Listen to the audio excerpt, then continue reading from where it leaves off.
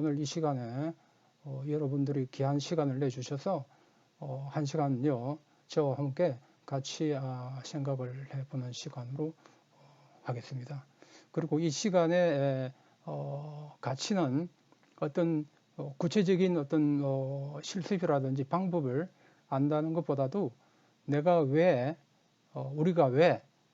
온라인 디지털 SNS 메시징 이런 솔루션을 해야 되는지, 해야 된다면 언제 해야 되는지 이것에 대해서 여러분들이 스스로 판단하는 시간이 됐으면 하는 생각입니다. 우리가 이미 아는 이야기를 제가 하겠습니다. 그렇지만 좀 더 심도 있게 한번 같이 생각해보는 시간을 가지겠습니다. 포노사피엔스 많이 이야기 들으셨을 줄로 알고 합니다. 호모사피엔스는 아시겠지만 호모사피엔스에서 다시 한번 놓은 것이 포노사피엔스죠. 지혜의 인류에서 포노는 폰이죠. 스마트폰이 우리 인간의 오장 7부에 해당되는 폰이다. 왜냐하면 우리가 잘 때 빼고는 다 항상 몸에 같이 하나의 장기처럼 넣고 다닌다 해서 말하자면 폰 인류다 이런 이제 이야기가 나온 거죠. 그래서 포노사피엔스가 뜻하는 내용이 뭔지 다시 한번 생각해보는 시간을 가져보겠습니다. 이미 아시겠지만 4차 산업혁명 시대에서 폰으로 인해서 여러 가지 산업의 변동이 있죠. 스마트폰으로 뱅킹을 한다든지 핀테크를 한다든지 하는 금융혁명이 지금 일어나고 있고 또 진행이 되고 있죠. 그리고 지금까지는 웹으로 PC로 노트북으로 쇼핑하는 것을 걸어다니는 쇼핑 툴, 모바일 쇼핑 해서 유통혁명을 지금 가져오고 있죠. 그 다음에 유튜브라는 것이 생겨서 또 유튜브 외에도 다른 이런 미디어가 생겨서 미디어 혁명, 앞으로 구체적으로 말씀을 드리겠지만은 한 사람이 미디어를 통해서 유통 채널을 거대한 어떤 시스템, 거대한 물류 내지는 유통 시설이 없더라도 얼마든지 유통 혁명을 일으킬 수 있다. 이런 뜻을 말씀을 드릴 수 있습니다. 폰이라는 것이 그러다 보니 또 부작용도 있죠. 노모포비아, 모바일 폰이 없으면 아주 더럽다 하는 부작용도 물론 있습니다.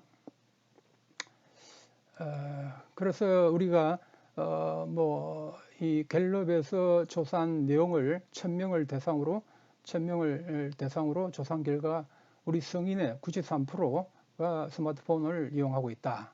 그리고 이용하는 시간이 3시간 내지는 또 스마트폰에서 앱을 이용하는 것이 6조에 해당된다.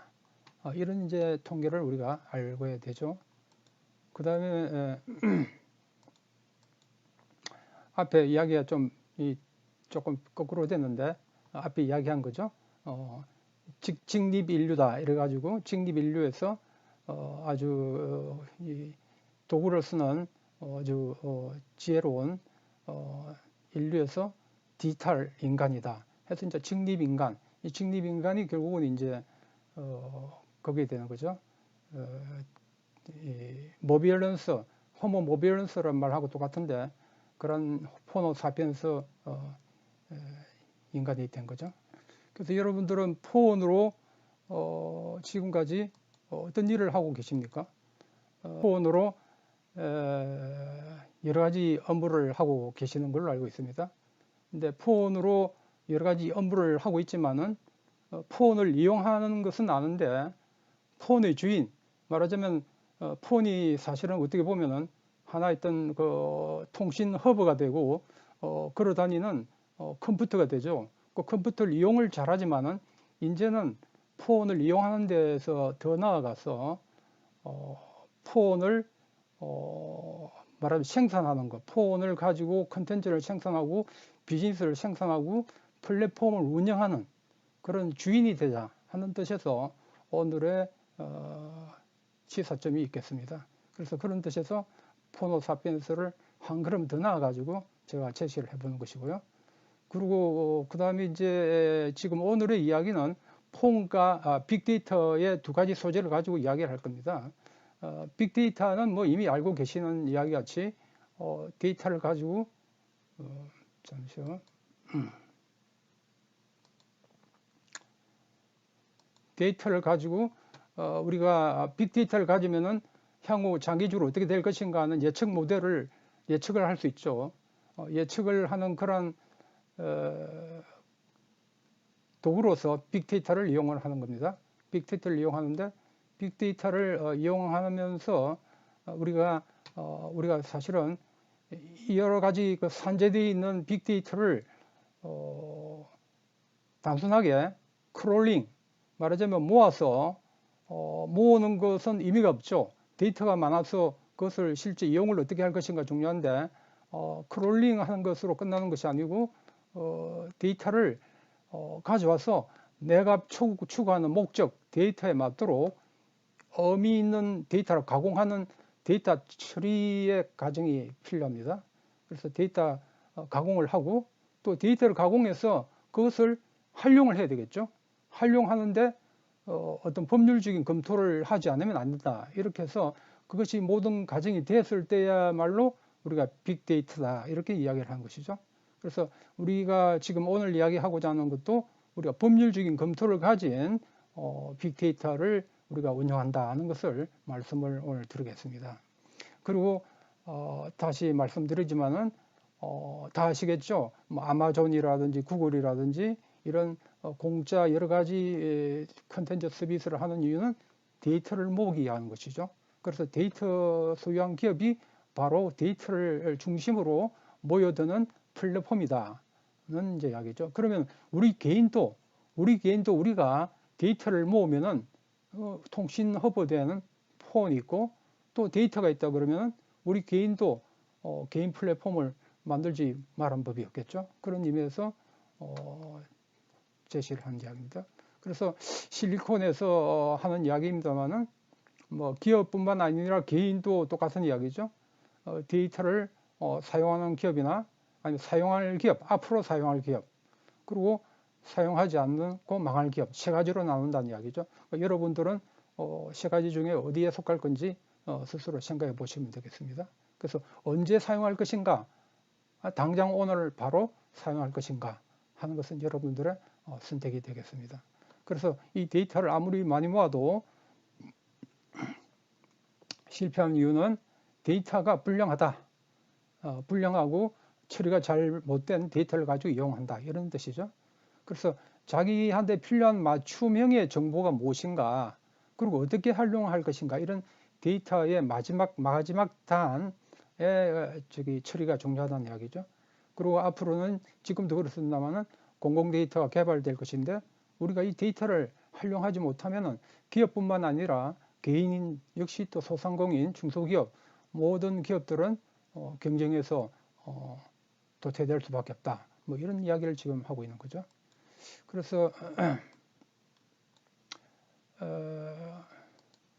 다시 돌아가서 이러한 폰 시대의 의미를 가지고 단순하게 폰을 이용하는 것이 아니고 폰이 주체가 된다. 폰을 가지고 내가 개인적인 홈페이지, 웹 홈페이지를 만든다. 그럼 폰이 내가 주인이 되는 거죠. 내가 모든 것을 생산하는 것이죠.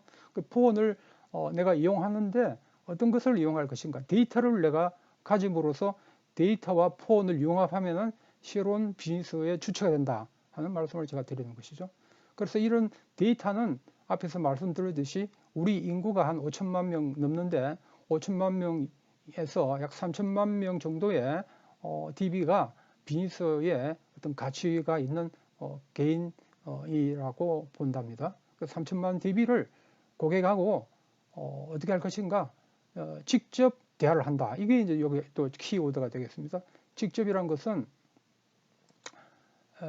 우리가 마케팅 전략을 수립해서 사업을 할 때에 기본적인 뭐 환경 분석과 그 다음에 상품을 어떻게 팔 것인가 하는 STP, 뭐 시장을 세분화시키고 타겟을 하고 포지셔닝을 하고, 그리고 제품을 어떻게 만들 것인가, 가격을 어떻게 정할 것인가, 그리고 유통 채널을 어떻게 정할 것인가, 그리고 판촉 프로모션을 어떻게 할 것인가, 뭐 이런 것을 전략을 수립하죠.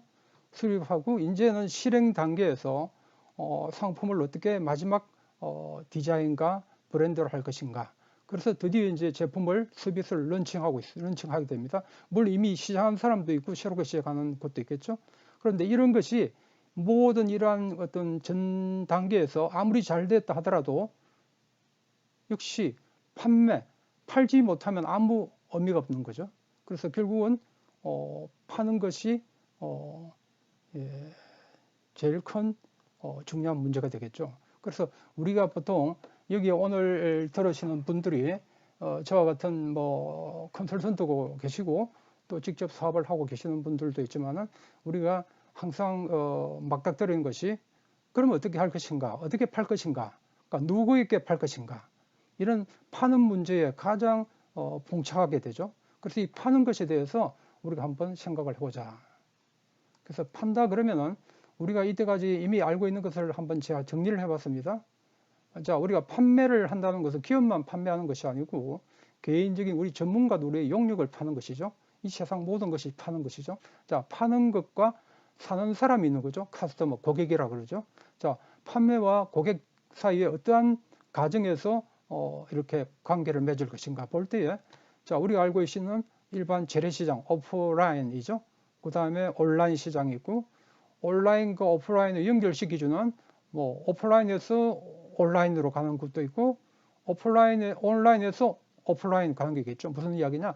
백화점 가서 물건을 보고 그 물건을 여기에 위메프 와서 미메프에 주문을 하는 경우, 아니면 이런 여러 가지 11번가에서 가격 비교를 쫙 해가지고 어느 정도 물건이 좋겠다 생각해서 오프라인 현물을 보고 마지막 결정하는 거, 이렇게 서로 오고 가고, O2O는 예를 들어 고객으로부터 직접 온라인이나 오프라인에 주문하는 중간 연결거리를 하는 시장이 O2O이겠죠. 그래서 물론 아직까지도 오프라인 시장이 뭐 큰 걸로 알고 있습니다. 한 1000조, 뭐 1200조, 뭐 온라인도 이 통계는 뭐 정확하지 않습니다만은 온라인도 O2O 시장이 한 뭐 500조 뭐 이렇게 된다고 하는데, 뭐 그런 시장 규모가 중요한 것이 아니고 우리 개념으로서 이와 같이 지금 오프라인에 계시는 그런 플레이어들이 오프라인만 하는 것이 아니고 온라인도 같이 하고 O2O도 하고 있죠.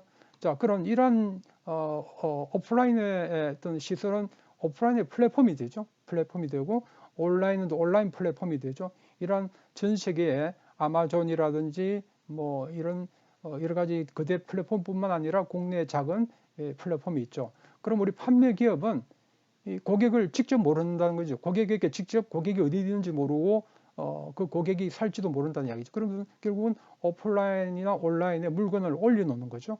올려놓고 이 큰 거대 플랫폼이 고객으로부터 인바운드, 고객이 들어온다는 이야기죠. 들어와서 이 판매 기업의 물건을 사준다는 이야기죠. 그러면 우리 판매 기업은 나의 고객이 누군지 모른다는 이야기예요. 영원히 모른다는 이야기죠.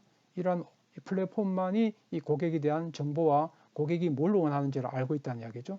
그리고 이 판매 기업이 다 바로 백화점에 위메프로 직접 못 판다는 이야기죠. 왜냐?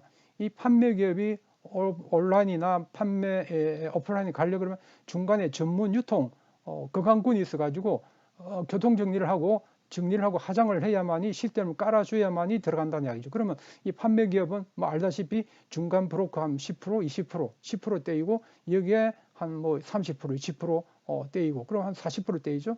결국은 고객에게 가는 것은 이 판매가 가격을 측정할 때 받는 것은 판매 가격의 한 뭐 3, 40% 정도 받겠다는 이야기죠. 이런 이제 유통 구조를 이미 우리가 알고 있습니다.